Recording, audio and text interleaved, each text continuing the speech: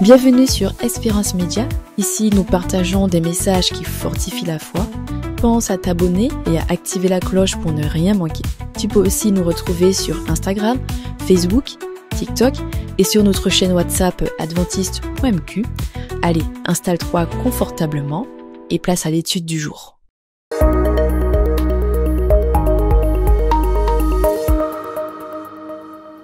Bienvenue sur Espérance Média pour ce temps de partage de la parole.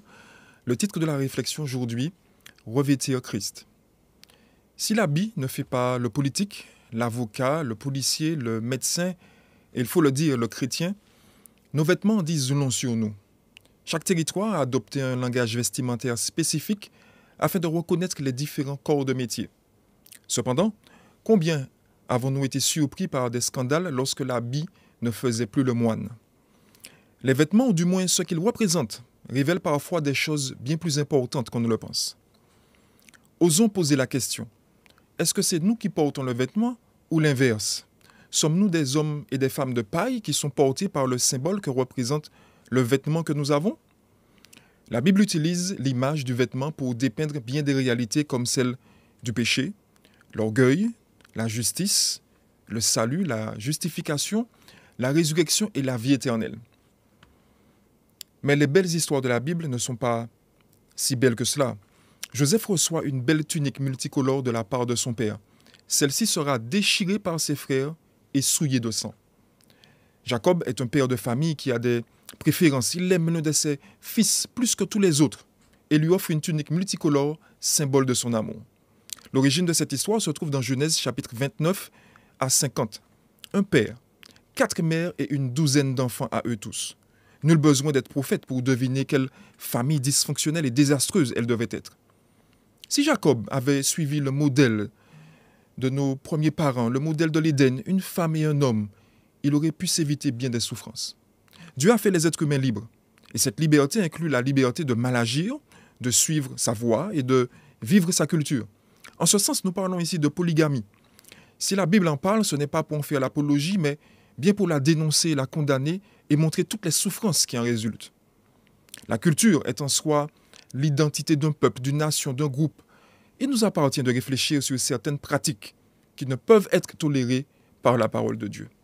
Et c'est à ce titre que Paul dira dans Romains chapitre 12 au verset 2, « Ne vous conformez pas au siècle présent, mais soyez transformés par le renouvellement de l'intelligence, afin que vous discerniez quelle est la volonté de Dieu, ce qui est bon, agréable et parfait. » L'apôtre nous demande de ne pas nous laisser emprisonner dans les traditions, dans les mœurs, dans les tendances, dans les idéologies, dans le mimétisme intellectuel, social de ce monde.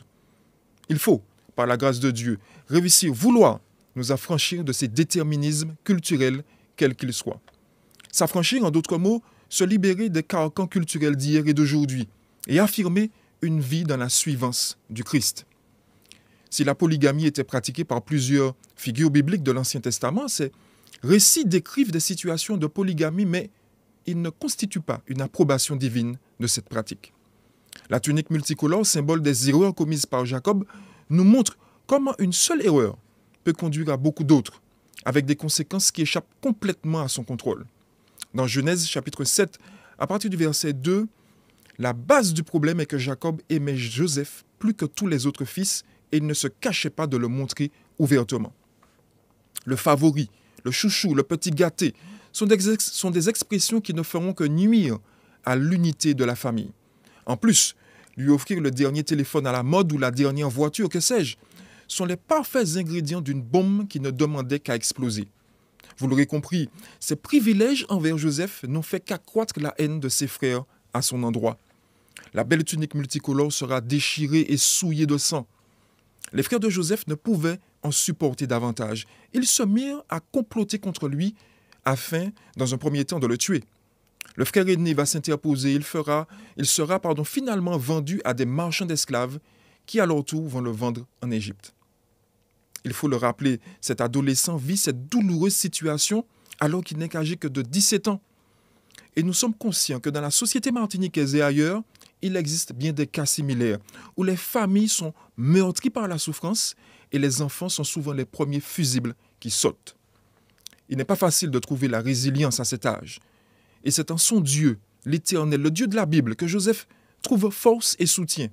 D'ailleurs, nous pouvons le lire en Genèse 39 au verset 1 à 2, l'Éternel était avec lui. Joseph arrive en Égypte, c'est la deuxième fois que Joseph change de vêtements, la tunique multicolore de son père à celle d'esclave. Le Seigneur fut avec Joseph. Tout lui réussissait, il était dans la maison de son maître, l'Égyptien. Son travail parla pour lui, il se distingua par son implication, son sérieux et la réussite dans son travail. Potiphar, haut fonctionnaire égyptien de l'époque, voyant le travail et le sérieux du jeune Joseph, le nomma intendant de sa maison. Et ce n'est pas parce que, comme on le dirait dans notre jargon bien antillais, qu'il jambait de l'eau, qu'il oublie son identité chrétienne, sa culture religieuse, sa religion, son Dieu.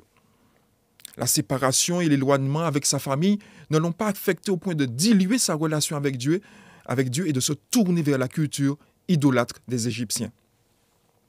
Paradoxalement, c'est en voulant rester intègre à Dieu que le jeune Joseph perd son vêtement de régent pour celui de prisonnier. Sa faute, son obéissance à Dieu. Son erreur, avoir mis Dieu en premier dans tous ses choix. Oui, l'intégrité de Joseph lui fait perdre sa place. En effet, dans Genèse 39, versets 7 à 20, Joseph refuse les avances de la femme de son maître.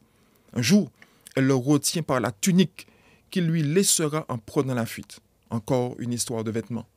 Ce même habit qu'elle utilisera comme preuve pour inverser les rôles d'une histoire mensongère en sa faveur, où elle le fera passer pour l'agresseur et elle la victime. Joseph avait appliqué une recommandation que bien plus tard Paul va écrire dans sa lettre aux Romains. Dans Romains 13 au verset 14, « Mais revêtez-vous du Seigneur Jésus-Christ et n'ayez pas soin de la chair pour en satisfaire les convoitises. » Une fois de plus, la sentence tombe. Joseph est en habit de prisonnier, mais son Dieu est avec lui. Le travail de Joseph dans la prison était reconnu, et le responsable du pénitencier lui faisait une confiance aveugle, au point de lui donner la gestion de tout ce qui s'y passait. Dans Genèse 39, versets 28 à 23, nous montre Joseph en habit de prisonnier, mais l'Éternel fut avec lui. Après un certain temps passé en prison, il est appelé à la cour du roi, car celui-ci est troublé par des songes. Au chapitre 41, Joseph explique le songe du pharaon. Joseph change de vêtements et laisse ses habits de prisonnier afin de se présenter devant le roi. Son témoignage à cet instant est capital. Il aurait pu s'octroyer la gloire d'avoir expliqué le songe au pharaon. Encore une fois, Joseph reste fidèle à ses principes, en mettant Dieu en premier. Dans Genèse 41, il dira au pharaon, « Ce n'est pas moi, c'est Dieu qui est à l'origine de l'explication de tes songes. » À l'issue de l'entretien, Joseph reçoit le costume de Premier ministre, afin de mettre en place les plans qu'il a proposés afin de passer au travers de la famine annoncée. D'ailleurs, nous pouvons le lire dans le psaume 105, versets 17 à 21. « Il envoya devant eux un homme, Joseph, fut vendu comme esclave. On serra ses pieds dans les liens. On le mit au fer, jusqu'au temps où il arriva ce qu'il avait annoncé et où la parole de l'Éternel l'éprouva. Le roi fit ôter ses liens, le dominateur des peuples le délivra, il l'établit seigneur sur sa maison et gouverneur de tous ses biens. Qui l'eût cru ou imaginé cet homme, après un tel parcours, est le premier ministre de l'une des plus grandes puissances économiques et militaires de l'époque. On ne peut pas le nier, le parcours de Joseph est en dents de scie. Cependant, Dieu a toujours été avec lui. Les valeurs bibliques qu'il a gardées n'ont pas fait de lui un homme faible, mais ont renforcé son intégrité, un homme de Dieu. Joseph ne tire pas vengeance du vêtement qu'il porte pour faire payer à ses frères leur traîtrise et plus encore leur tentative de meurtre. Non, il cria, il pleura, il pardonna, il se réconcilia avec eux. D'ailleurs, Joseph cria et se fit reconnaître de ses frères. Son cri fut entendu dans la maison du pharaon, dans Genèse 45, versets 1 à 2. En lieu et place de la rancœur, il y eut de la réconciliation. Dans le livre des Actes, le diacre Étienne porte un témoignage envers Joseph. Il dit ceci dans Actes 7, au verset 9 à 10. Les patriarches, jaloux de Joseph, le vendirent pour être emmené en Égypte. Mais Dieu fut avec lui et le délivra de toute cette tribulation. Il lui donna de la sagesse et lui fit trouver grâce devant Pharaon, roi d'Égypte, qui l'établit gouverneur d'Égypte et de toute sa maison. Ce ne sont pas les vêtements qui portaient Joseph, mais c'est lui qui dominait ce que le vêtement pouvait représenter dans chacune des situations de sa vie. La tunique multicolore, le préféré de son père. La nudité de l'esclave, vendue par ses frères. L'habit de régent chez Potiphar, fidélité dans le travail. Le vêtement de prisonnier, accusé injustement. Le manteau de prophète de l'Éternel alors qu'il explique le songe. Le costume de premier ministre, le droit de vie ou de mort sur ses frères. Nous sommes invités, comme lui, à revêtir l'homme nouveau, créé selon Dieu dans une justice et une sainteté que produit la vérité. Éphésiens 4 au verset 24. Car il aurait pu basculer dans un sens comme dans l'autre. Soit avoir la grosse tête et jouer au petit chef sournois, user de sa place, de sa position, du statut que lui donne son vêtement pour l'en faire voir de toutes les couleurs. Ou encore, s'effondrer, vivre une dépression, car se retrouver esclave et en prison, ce n'est pas une partie de plaisir. Même si certains veulent évoquer une forme de luxe, le temps carcéral n'a rien de beau, de bon et n'est pas toujours rédempteur. Au lieu de cela, Joseph choisit de faire confiance à Dieu. Les résultats de son travail, alors qu'il est dans les fers, montrent bien qu'il ne déprimait pas, il ne se lamentait pas, au contraire, il excellait dans le travail et on lui donnait la gestion, car Dieu était avec lui et lui avec Dieu. Le choc des cultures, ce jeune avait le choix de vivre selon la culture de son père ou celui d'adopter celle de l'Égypte. Il choisit de suivre Dieu. Ce n'est pas donc impossible à 17 ans que de choisir la Bible, la parole de Dieu. Joseph nous donne une leçon de vie sur le vêtement que nous portons. Ce n'est pas l'habit qui fait de nous ce que nous sommes. C'est bien ce que nous sommes, des enfants de Dieu, qui donnent de la profondeur aux vêtements que nous portons et à ce qu'ils peuvent représenter dans les différents corps de métier à travers le monde. Ce ne sont pas les vêtements qui portaient Joseph, mais c'est lui qui dominait ce que chaque vêtement pouvait représenter.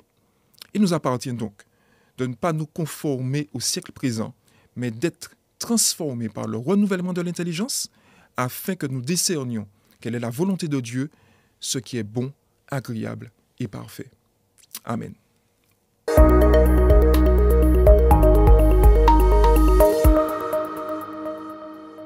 Si ce message t'a encouragé, touché ou même inspiré, partage-le avec quelqu'un qui en a besoin. Laisse-nous un commentaire, on se fera un plaisir de te lire et de te répondre. Retrouve-nous aussi sur Instagram, Facebook, TikTok et sur notre chaîne WhatsApp adventiste.mq. Et bien sûr, abonne-toi pour ne rien rater. À très bientôt et surtout, prends soin de toi.